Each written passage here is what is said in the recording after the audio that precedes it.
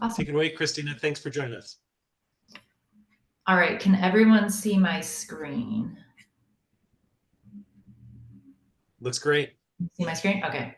All right. I'm going to do the pop out and then I'm going to head back over to that presentation and we'll take it from there. Thanks for having me. I really appreciated the invite, and I saw some familiar names pop up as they were being admitted to the Zoom. So it's nice to be able to do a full presentation for you guys. All right, let me get going. All right, so Bike Lane Uprising, for folks that aren't familiar, we have had a tremendous amount of publications that we've been featured in. And I think the more interesting thing is that this started as just this little tiny passion project that I was actively trying to hide on the internet. And within a couple of months of just me kind of noodling around with something, it ended up all over the news. And that was a very uncomfortable space. It was not supposed to be that. My friends found out about it through it being on the nightly news. And I was getting text messages with a lot of questions at that point in time. So kind of keep that in the back of your mind. But I am quite surprised by where things have gone. I've been trying to keep up with it for the past 7.5 years. I was named as one of the 50 most influential people in American cycling, which I think is hilarious if you've ever seen me bike, because I'm not like athletic by any means. Oops, I'm having issues. Okay. We were also named as one of the top biking organizations just, I think, a few months ago. That was also quite a surprise considering we were being included in a list of giants. And Bike Lane Uprising, again, we don't have any staff. So it's just bicyclists that are really passionate who volunteer. And we've just been trying to keep it going and continue to grow it. Yes, I was named a Chicago End of the Year, also a surprise. No, that is not my bike. That is my friend's bike. He builds bikes. So we thought that it was a great opportunity to do a little product placement for him. Okay, so thinking back to 2017 when Bike Lane Uprising first started, I was probably the least likely person to do this. My friends were quite confused. And I didn't even own a bike. It was a good solid 3.5 years into Bike Lane Uprising before I ever bought my own bike. And I just used the share bikes. There was a docking station right outside of my building. And I was like, that works for me. I wasn't a part of the biking community. I am not a software developer. I'm not a marketer. And if you saw my personal social media account, it is very lacking. And I was not familiar with local politics, and I wasn't really entrenched in that whatsoever. So if I would have applied to get the job of founding Bike Lane Uprising, I would not have received it for sure. But as most of you have probably encountered, I was almost run over in 2016. It was this truck that almost ran me over. I was in Chicago. I was coming up to a red light. This truck was coming up next to me on my left. I was in a bike lane, and the driver started to roll through the red light. They did not stop at the stoplight, and they turned so sharply that they actually ended up on the sidewalk to my right. So it was therefore pinning me. I was right by the back wheels, and I was pressing my hands on the side of the truck, trying to push me and my share bike away from going under the back wheels. It was super close, and I just had this instinct of, thinking we all hear those statements, trucks have blind spots, trucks have blind spots. And I just wanted that driver to know what had happened. And I anticipated he had no idea what had happened. So I chased after him for like 3 blocks. I caught up with him as he was about ready to go into Lower Wacker of Chicago, which is a whole, like, he was going to be gone at that point in time. And I caught up with him. And I got him to roll down his window, and I said, do you realize that you almost ran me over? And he stone-faced just said, yeah. And he didn't care. And then he just took off again. And I just had this sudden urge to take a photo, right? Like I was trying to get the company information and stuff. And this is the photo that I got. I didn't know what to do with it. I tried, reaching out to the city. I tried just investigating what options I had, and there was nothing. And the whole system was set up to not even allow me to share what had happened. I tried reaching out to the company. The company didn't care. I was never allowed to get past the receptionist. And it just felt like something could be done. And then, unfortunately, 2 weeks later, the first share bike rider in the United States was killed in Chicago. It was an eerily similar circumstance. Big truck, right hook. We were about the same age, both on the same share bike. And it just seemed like I could have been her. And it stuck with me. And when I finished out my last year of grad school, I was used to working and going to school. So I had all this free time on my hands. And I started, noodling around with this thing called Bike Lane Uprising. It didn't have a name at the time, but it was just this idea of like, well, what if we could document this? What if we could crowdsource? What if there was actually a place where bicyclists could report this to? And I didn't really know much about the space, so I started to reach out to people online, and I would invite people out for coffees or beers or whatever. And I kept on hearing the same statement, like word for word from everybody. And it was, I feel like nobody cares. I feel like nobody cares. I feel like nobody cares. And because of that, bicyclists were taking matters into their own hands. They were, trashing vehicles. There were altercations between bicyclists and drivers, and it was getting really ugly really fast. As all of you on this call know, only a small percentage of streets have designated space for biking. A lot of that designated space is, being used as free parking, an extra driving lane, illegal construction sites, distribution centers, and they're oftentimes not being safely maintained. So came Bike Lane Uprising. I didn't really know what I was going to set out to do. I was just, kind of thinking like I come from the design world, and it seemed like such a simple thing to, build. And it seemed like other people may or may not be interested in it. So created a database. During the pandemic, we actually launched a mobile app. That mobile app allows bicyclists to sign up. They can upload photos. Those photos get aggregated with everybody else's photos. You can state what type of bike lane obstruction it is. If you have metadata turned on in your photos, it will extract the geolocation automatically, so you don't have to fill that in. We're also currently working on license plate recognition, so that's going to be coming out soon too. It's actually been done for a while, but and then once you submit a bike lane obstruction, it gets mapped.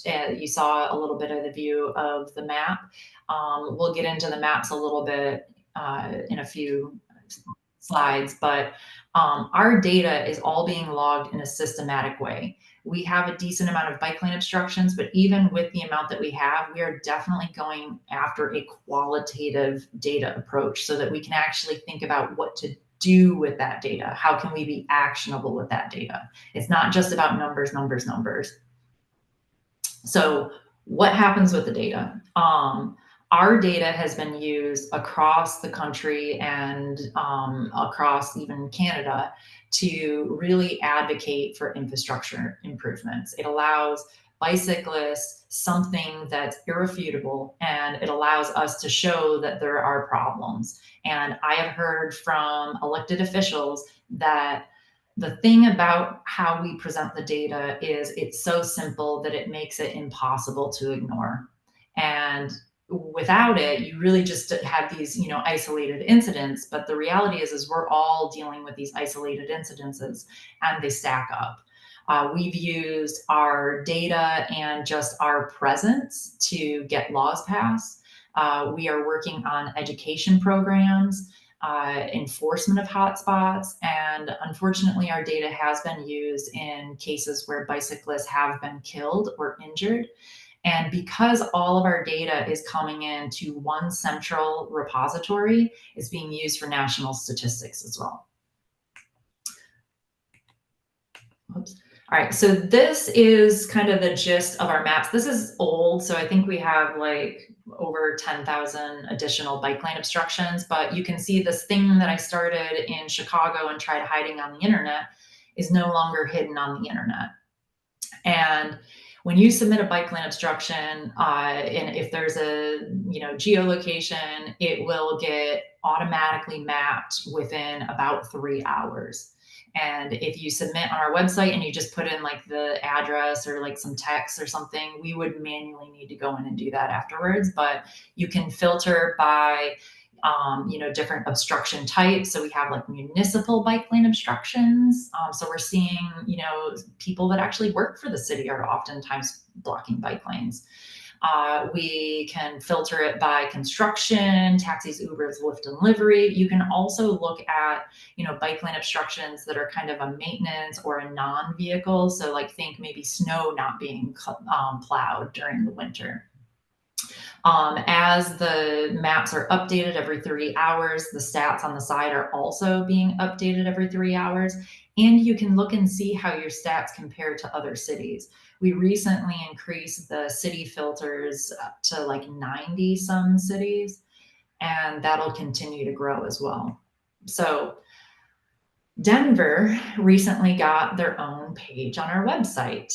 I think for the longest time, just had 12 cities that had their own landing pages. So it's very new. I would say like maybe around like Thanksgiving or Christmas, the page launched.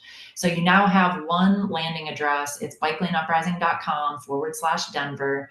And you can share that with your elected officials. You can share that with, whoever. But that is a page that is going to be updated every 3 hours. And then with that, this is your current map, or at least it's from earlier today. So far, 255 bike lane obstructions have been submitted in the Denver metro area.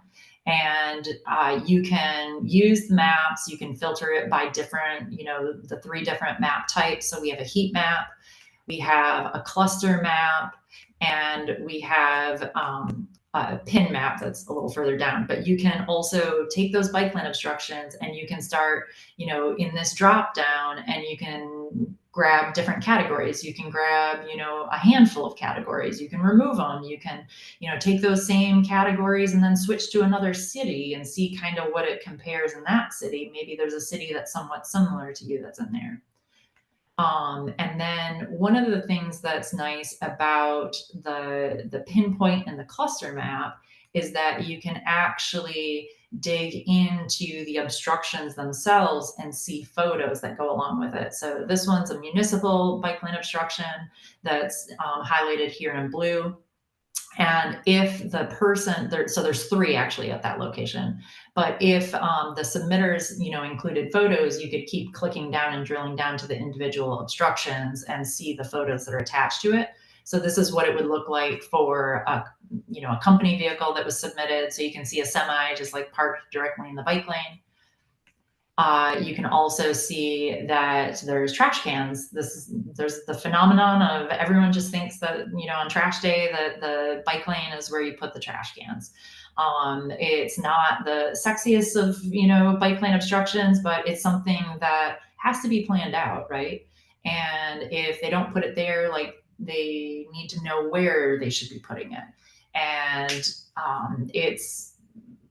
cities have figured this out, and it's something that once you start to highlight where those problem zones are, you can start to address what types of communication plans need to go out. Like as an example, maybe the trash cans shouldn't stay out there all week.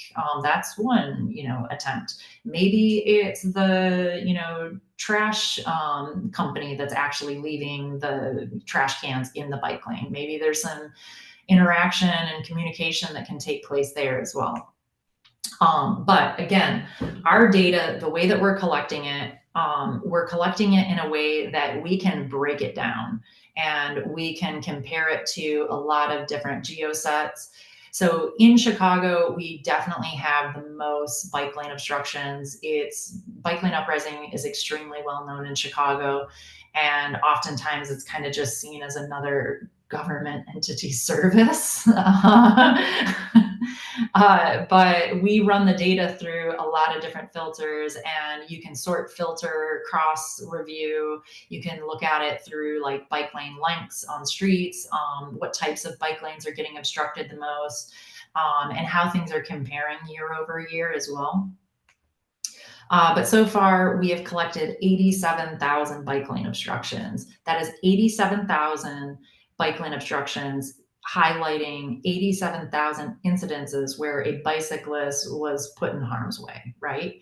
And it's probably a lot higher than that, because we know that the data we're collecting is very much in a qualitative standpoint, and we're just getting a little bit of the bike lane obstruction. So the more data you submit in your area, the more of a comprehensive view we're going to have. And to put those bike lane obstructions into perspective, that's about $13 to $39 million in unrealized fines. That's huge. It's likely much higher than that, because a lot of it is construction, it's repeat, and again, we just have a small snippet of the ones that are actually taking place. But as an example, construction zones in a lot of cities, those are like multi-$1,000 fines, and folks actually have to show up in court. Plowing snow into the bike lanes in a lot of cities, that's a fine that somebody has to show up in court, and that's probably more around $600 each. So the numbers here are very low compared to what it more than likely is. All right, so it's probably important, in case anybody on this call is not a bicyclist and they're not familiar with what a bike lane obstruction is. This is an example of a bike lane obstruction. You're probably thinking, oh, this person, didn't know, and they, it was an accident and they didn't mean to. But the reality is they drove like this for at least 4 blocks. So they had 4 opportunities to just exit and turn, and they chose not to. All right, this is also a bike lane obstruction. And for folks that don't bike on this call, it sends bicyclists into oncoming traffic. It's a bi-directional bike lane. This one's really, really bad because there's nowhere else for the bicyclist to go, right? And you can see you have a big box truck coming right at them. And this is a bike lane obstruction. Again, very large companies are not buying, renting, or utilizing distribution centers, and instead their profit margin is based on them doing this. So they aren't putting that rent money into the community. Their tax dollars aren't going into the community, but they are taking a public service infrastructure that folks had to advocate until they were blue in the face, and more than likely somebody had to die in order to get, and this is how it's being used. This is also a bike lane obstruction, and this is from the Department of Transportation themselves. During rush hour. And you can see how nonchalant they are about what they're doing. It's not a, oh, hey, I'm in a rush. Oh my gosh, I just like some emergency happened, or, anything. The reality is they actually have enough room to park legally, but they just chose not to. And they're sending everybody into traffic during rush hour. And this is the department that's supposed to set a good example, lead by example, and their job is to keep bicyclists safe. And this is how they think of bicyclists. And this is Chicago, but this is in all of the cities. We're seeing this happen everywhere. Through the years, we went from being absolutely nothing, nobody knew who we were, anything like that, and we began being a voice for the biking community, and we began having a lot of influence, and that influence is continuing to grow. And we interact with a lot of different, facets of people. We obviously are involved with the biking community now, but we're also heavily involved with governments. And we unfortunately are quite familiar with families of victims who have been killed. We're pretty well known with reporters, insurance companies, and attorneys as well. But some of these folks were a little less direct, with, but a lot of them we have direct interaction with. I would say most of them we have direct interaction with. Our platform became this gateway for community engagement because folks are signing up to use the app. We then have a continued relationship with everybody. I am highly against spam emails, but we do have a newsletter that we send out, and it's pretty limited with how often we send it out, but it is wildly read. Our open rate is pretty unheard of, and you pretty much have to get yourself onto the newsletter list in order to get it. But when we send out a newsletter, it's usually being opened and read within, a couple of hours to 24 hours. We have been a part of a lot of just like community engagement around political items, a lot of voter guides, a lot of vigils, and just like really advocating for better infrastructure across the country as well. In Chicago, we unfortunately took on the role of making ghost bikes and facilitating the vigils. And I don't know how familiar everybody is with the state of things in Chicago, but it got really bad. And I know it got bad in a lot of places, but I was not prepared for things to get as bad as they did. And I can tell you that there's nothing more demoralizing than buying ghost bike materials in bulk. To keep our spirits up, we noticed that there were just a ton of people during the pandemic that were biking. We saw it all across the world, but we also noticed that those folks didn't have bike lights oftentimes. And we're like, wouldn't it be so cool if we could just like give away bike lights to people? And what initially started out as, hey, maybe we could give out nice bike lights, not cheap bike lights, but like ones that we ourselves would feel comfortable biking with. And what if maybe we could get like 100 funded? And wouldn't it be so cool to get 100 funded? So far, about 6,000 sets have been funded. And they keep on getting brighter, and they keep on getting longer lasting batteries. So it's just that like one thing, it's like our guilty pleasure of just like wanting to go give away bike lights. It's so fun. Everyone's so happy. Like just the reactions of the people that get them too. We hear a lot of, this is the nicest thing that's happened to me in months. Or like somebody's, just had their bike light stolen, and like people just like are so surprised that this is happening to them. So it's just something for us. It kind of keeps our spirits up, and it also just encourages people to bike a little bit longer, a little bit, kind of past their comfort zone. And the more butts on bikes, the more I'm safe too, right? So it's just more bike traffic, more bike traffic. We became pretty well known for our advocacy work. And when I started Bike Lane Uprising, I really didn't have many people to, kind of go to for advice for the things that I was doing.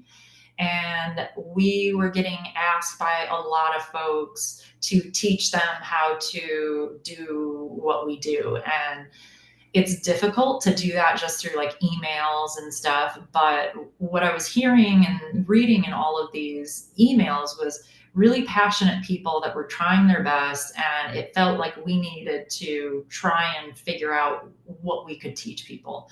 So we created an advocacy cohort. It's like a little MBA course for bike advocate leaders. So folks that are already a part of a bike advocacy group in some capacity. And we went through and we just kind of researched the challenges that they were having, what their goals were, what they wanted to learn. And we built a 5-week course.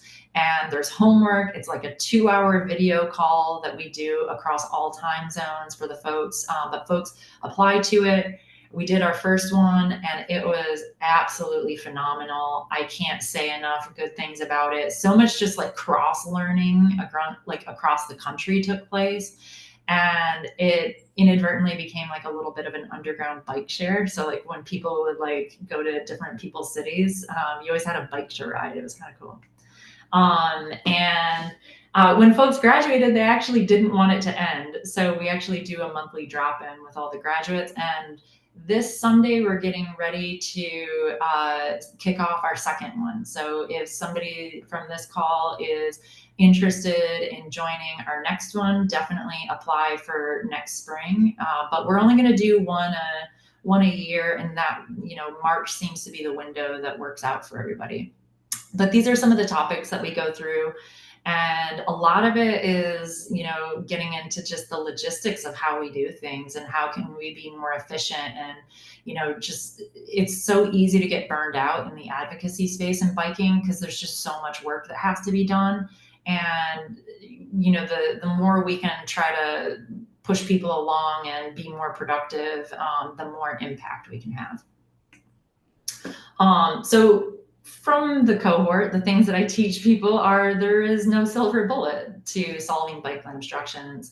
And that's kind of the approach we take to some of the work that we do is we try to just go after a lot of different facets of the problem. And in my opinion, different bike lane obstructions provide different opportunities to reduce them, right? So an infrastructure problem is not going to be addressed the same way as, a private owner parking in the bike lane, right? Like those are two very separate streams of work efforts that need to be done.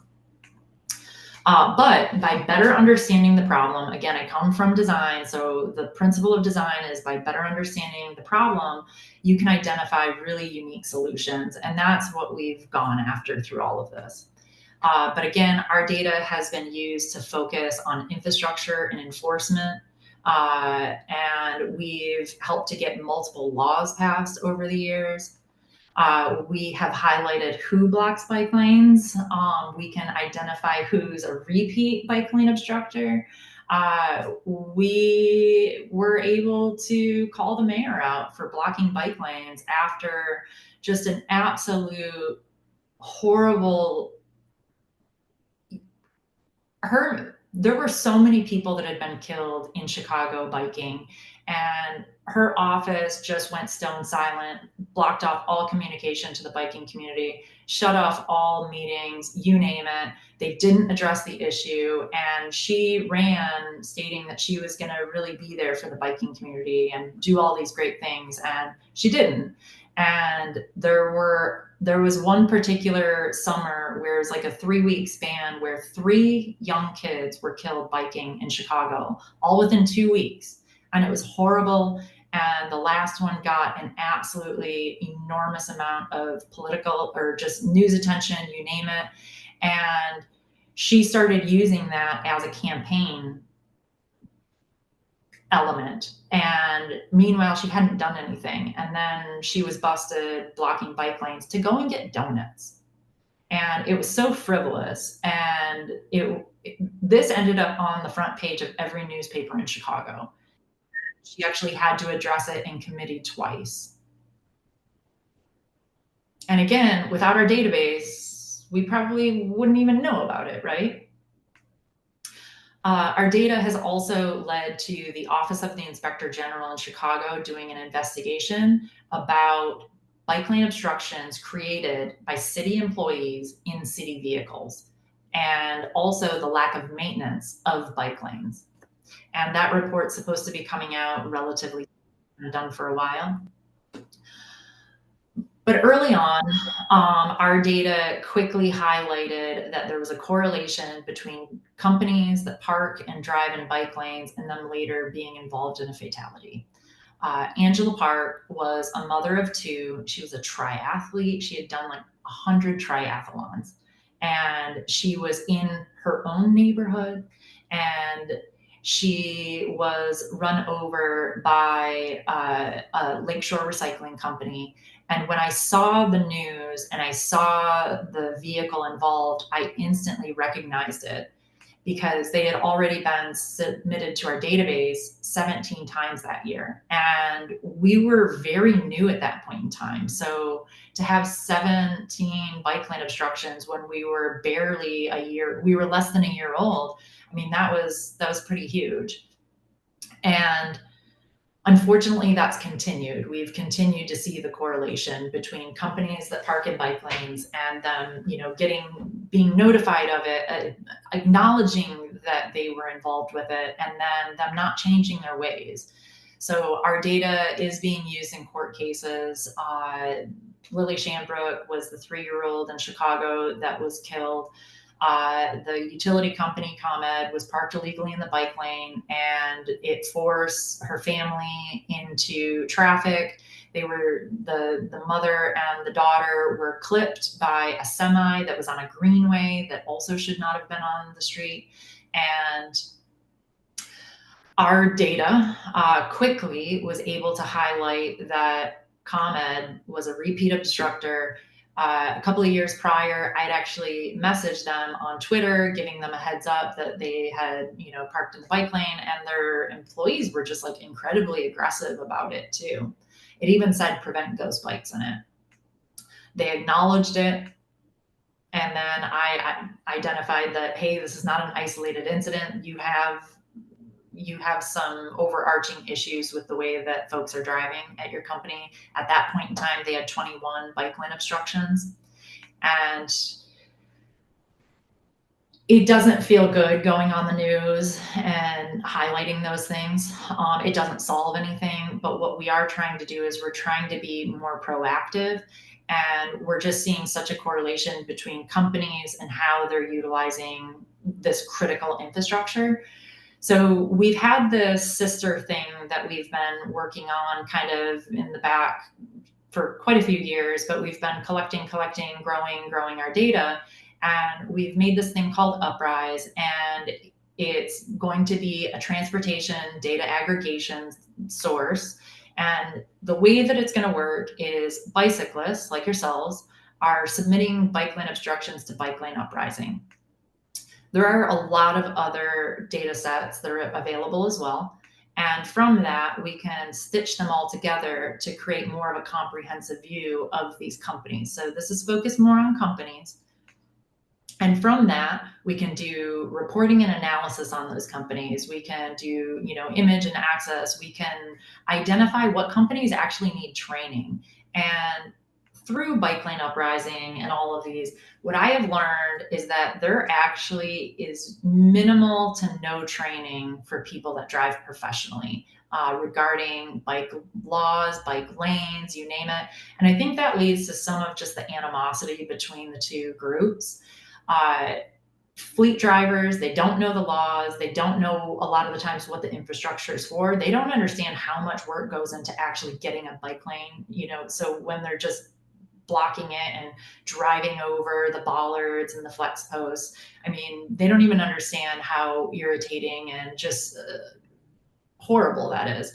So we're actually in the process of doing our very first training in April with a company that has been blocking bike lanes in Chicago. And oddly enough, we've been building it right alongside of them. So it hasn't been this like animosity thing. It's been us on video calls, and they've let us survey their drivers, and we're really like getting into the weeds with it. I'll ask them to send me some photos of things so we can audit it, and we just kind of go back and forth. But we have built this specifically towards drivers who drive professionally. And we're going through the laws, we're going through what types of infrastructure there's out there, kind of explaining why it's the way that it is. Because a lot of these bike lane infrastructure, it wasn't really there's not an industry standard to it. And if you go in one city to the next city, it's not the same. And if you go from one side of the city to the other side of the city, it's not the same, because so much just retrofitting and kind of watering down the design is happening. And because of that, it's kind of chaotic, right? But we can at least start to have the conversation. In this training, we're also going over how to anticipate bicyclist moves. So, hey, if the bike lane's blocked, or if you're seeing, snow, or if you're seeing glass, like that bicyclist is more than likely coming out of that bike lane. We're also going over what are, some of the most common crashes. How does that actually play out? What are the physics of it?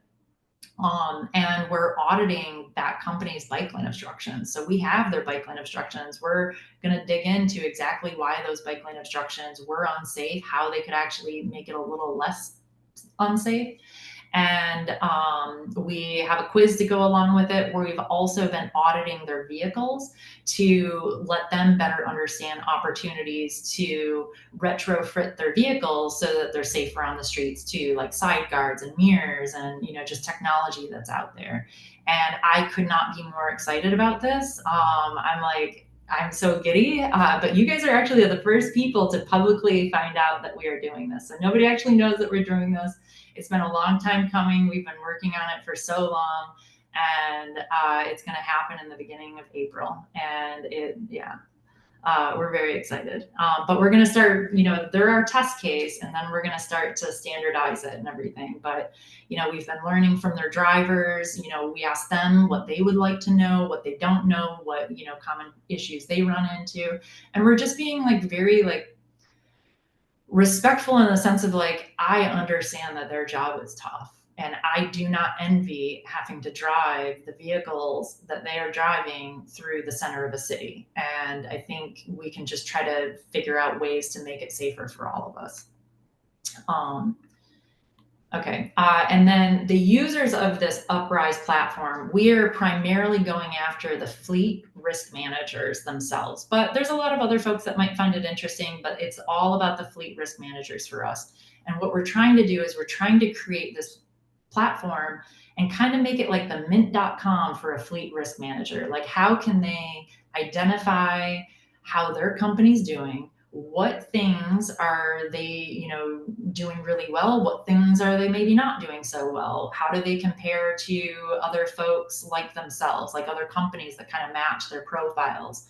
And really allowing them to set goals and improve it. But the training is our first avenue. So we're actually going through, and our goal is to send out legal notice to companies and inviting them to take the training. So we see a connection, and once we have that legal notice that goes out, that's an insurance policy essentially for bicyclists who are later involved in a fatality or an injury of some sort with those companies, because we've told them that they have a problem.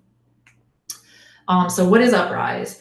It's really about improving safety. We're really trying to be, like what we are with Bike Lane Uprising for bicyclists. Bike Lane Uprising, we look, sound, and smell like a bicyclist, right?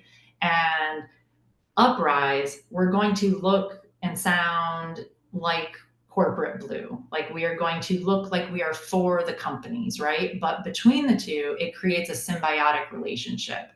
And we have billions of transportation data sets. We have, company profiles. We have 2.7 million company profiles. We have 174 million violations, 74 million inspection reports. There's crashes, there's deaths, there's all sorts of stuff in there. And from that, we can do some really cool stuff with just providing insights.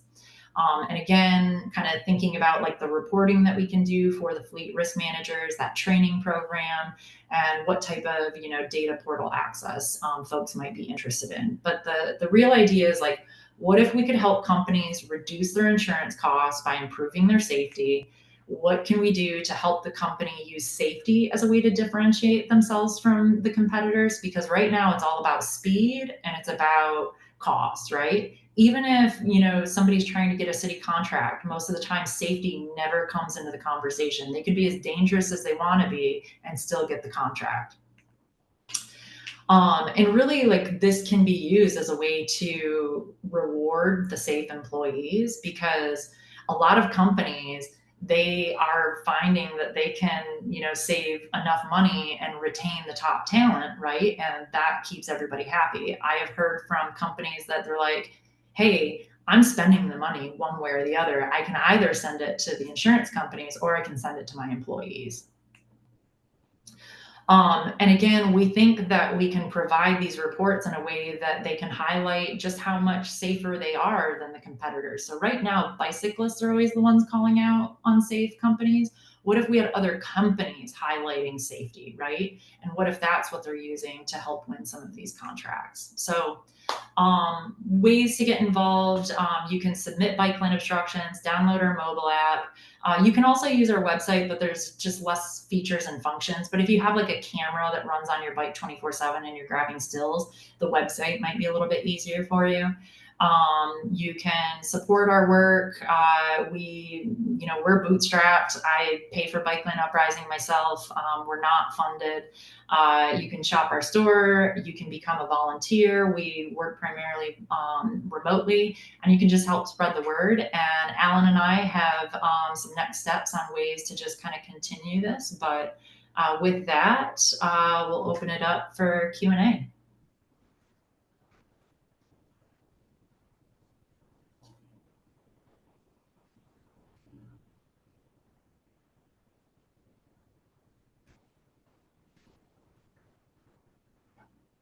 Can you hear?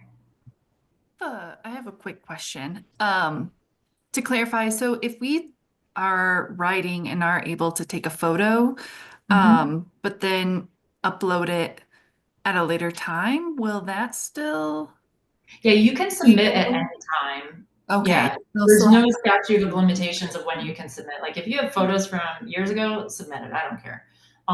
The more data, the more accurate it is, right? And I would actually recommend not really submitting in the moment, just to kind of get yourself away from the situation, right? And you also don't have to have a photo.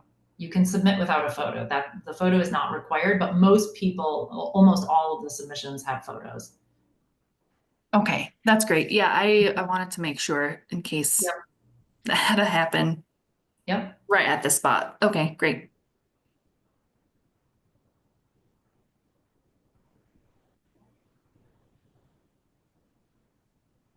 I have a quick question. Have you looked into integration with local government systems? So like here in Denver, we have like our online services hub where there are tickets that you create for these kinds of issues as well. Like, have you looked at an end-to-end solution so that starts in Bike Lane Uprising, but like simplifies the whole process? If cities are interested, they're more than welcome to reach out. Great. But what we have found is that our maps are doing the trick, and that's kind of what they want. And cities use our maps pretty regularly. You said you have a bunch of like a billion data sets. Where'd you get those? There's just like publicly like available data that's out there that's open Like from the source. city and Yeah. stuff? Cities, states, governments, you name it. It's kind of everywhere. So like a lot of cities, there's like open data portals, things like that. Cool. Mhm. I appreciate the men that are just being quiet and raising their hand while women just jump in and start talking. Tides are changing.